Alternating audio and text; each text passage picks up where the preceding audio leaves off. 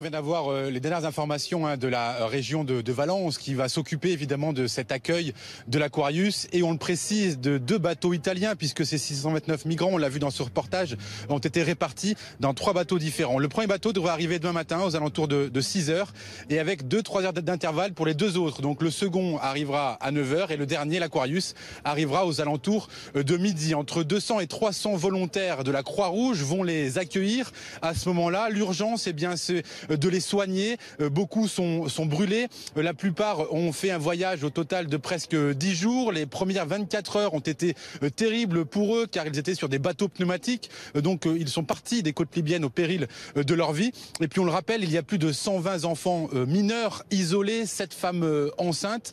Et beaucoup ont vécu cette traversée dans des conditions extrêmement difficiles, souvent sous-alimentés et sous-hydratés. Après cette étape-là, il y aura des entretiens individuels avec les autorités pour déterminer quel statut ils auront, soit le statut de réfugiés, soit le statut de migrants économiques, voire même pour ceux qui ont commis des délits dans leur pays, expulsés immédiatement après. Un terme a été prononcé hier par le gouvernement espagnol, le terme de centre de rétention, qui fait polémique désormais ici à Valence et dans la région très marquée à gauche.